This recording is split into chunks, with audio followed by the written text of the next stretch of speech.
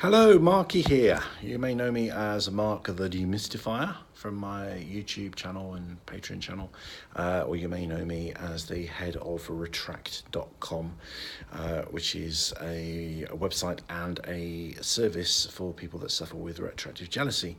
And if you've chosen to watch this video, you're probably already aware of what retroactive jealousy is. If you don't, then please watch one of my other videos that will go into all of that and explain the background.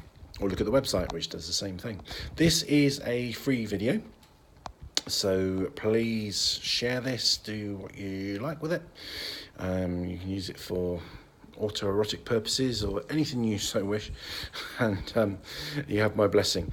So if you enjoy it, however, particularly if you're using it for autoerotic purposes, then as a small gesture of thanks and appreciation, please can you subscribe and like on YouTube, and please consider becoming a patron of my Patreon channel. And if you want to know what that entails and what that's about, what the benefits of that are, and the goodies that you get, then have a look at my video, which I think is called a cri de coeur about Patreon. So, nightmares. That's what we're going to talk about today. Retroactive jealousy is a nightmare. I think it's one of the worst psychological conditions there is. But we're going to talk about a dream within a dream. There can be nightmares within the nightmare, in that people quite literally will experience nightmares, retroactive jealousy nightmares. They'll experience dreams where their worst imaginings of their partner's past are played out in glorious technicolor right before them. And when we're dreaming, we think it's real. There's that kind of story, isn't there, of the acolyte that said to his master, "Master, last night I dreamt I was a beautiful butterfly." And the master said, "How do you know that you're not a beautiful butterfly today, dreaming that you're a human being?" There you go, profound. Or not, maybe.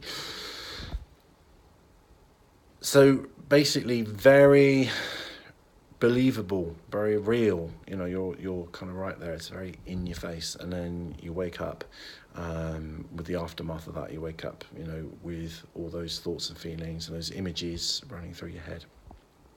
Really not nice. It's easy to manage the thoughts that come into your head in the day, and if you watch my video, The Antidote, that gives a technique for how to do that. But what do you do about a nightmare? You know, that's a real killer. Can you prevent nightmares? I think you probably can. Well, I kind of know you can, really. What are dreams? What are nightmares? Lots of different theories about that. I think probably most of them are true. I think, you know, dreams are caused by a number of different things and serve a number of different purposes. So there's theories that when we dream, it's about kind of the brain kind of tidying up the filing system, the filing cabinets. Some people talk more about dreams being fulfillments of wishes, which is probably not the case with a retroactive jealousy nightmare.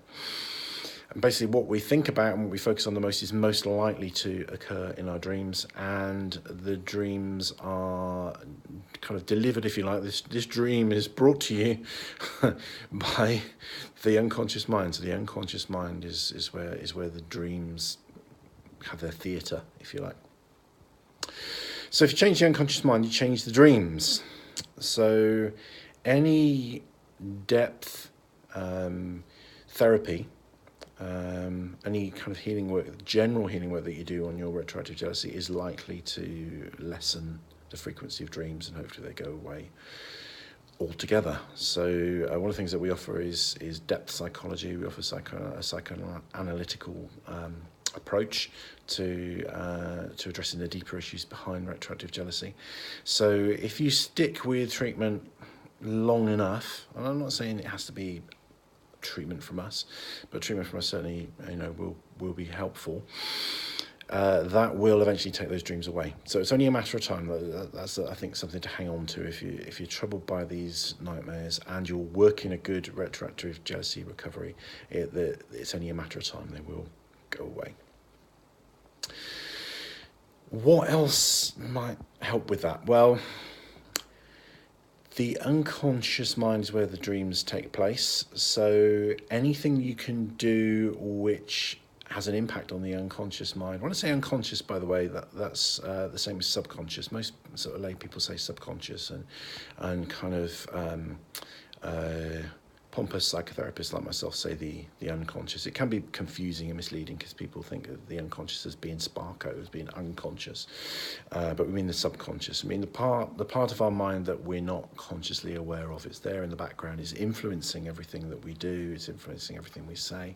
It's very much influencing our dreams. Sorry about that little beep there. Somebody was sending me a phone message. But we're not aware of it or in direct control of it. But there are communications both ways. Everything that we see and do and experience goes into the unconscious mind.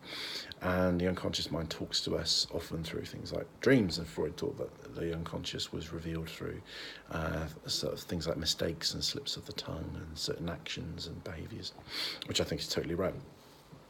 So, if you want to talk to the unconscious mind and you want to impress things upon it, then you have to speak its language. You have to learn the language of the unconscious mind.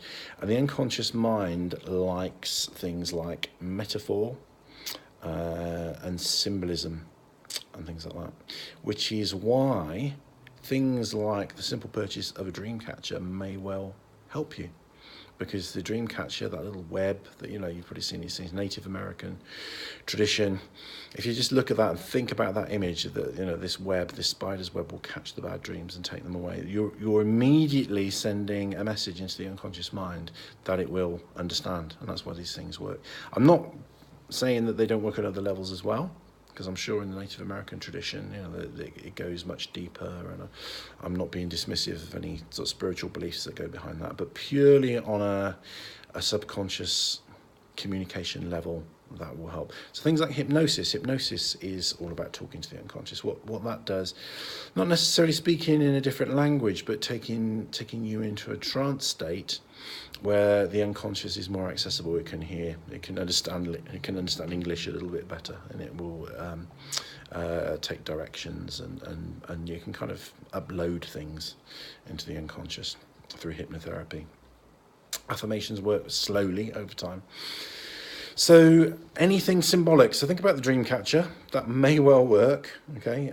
Some people use other things. They just hold on to something or have something in the bed while they're asleep, and that just helps. And again, not to dismiss spirituality, religion, or belief, but anything that works on that level will also work on the unconscious level. So if you have, say, I know lots of people these days are into angels or spirit guides, so if that's your thing, then use that. Use that talk. So talk to spirit guide, ask an angel to be with you.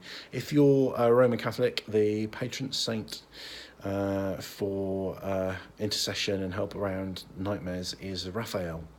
Raphael's one of those kind of, it's always a bit confusing really, because saints are often human beings, but they're also angels. So Saint Raphael isn't just your average kind of workaday kind of saint. Saint Raphael is an archangel, is a stormtrooper of the divine, very powerful. So call on Raphael. And ritual.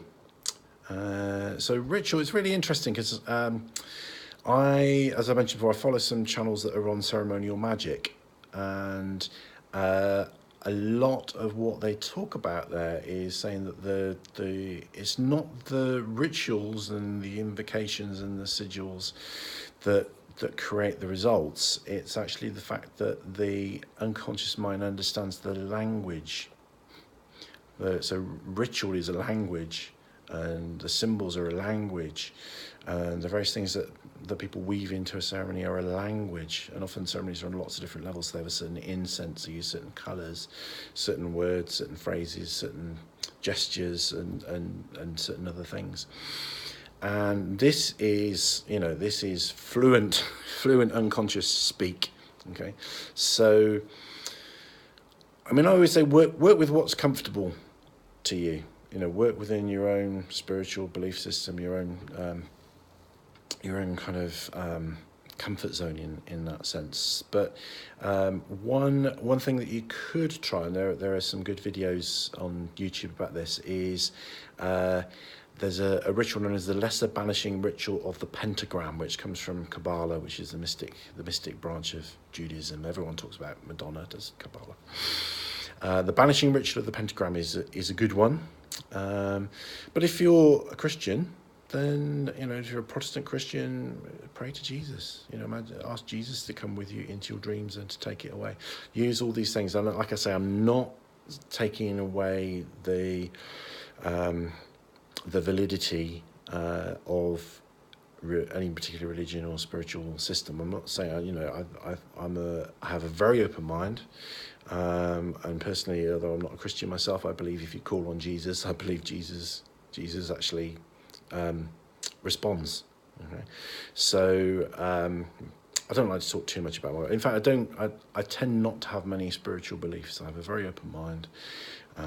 For me, I prefer spiritual practices to spiritual dogma, and I'm very comfortable with everyone having their own different view and their own differences.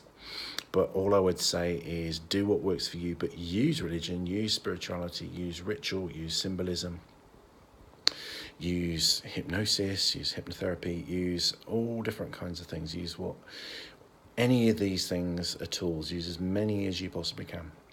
Okay. So just to recap then, so first of all, if you lick the problem, if you're working on good recovery, the dreams will go away by themselves.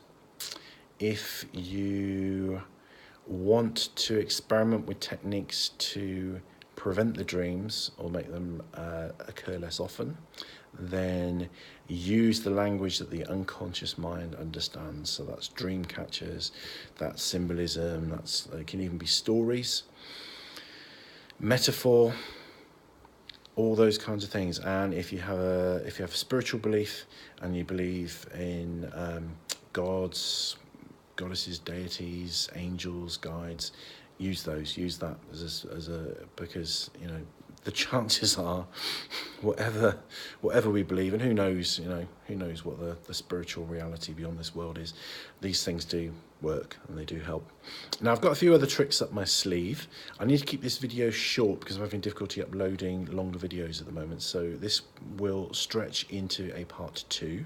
And some of the things I want to talk about in that part 2 are lucid dreaming techniques, and also how you might help recover after the bad dream. So this is the bulk of the video. The next one will probably be a little bit shorter, and this is just to give you some ideas. So go away and experiment. What I would really dearly love to hear is your comments, your ideas, your thoughts, your feedback. Please go away and try these things. Tell me how you got on. If it worked, let me know. If it didn't work at all, it made it worse, let me know. But I think there is some great value in some of these ideas. So go forth and practice, and I will be back with you very soon. Take care. Rangi Marie.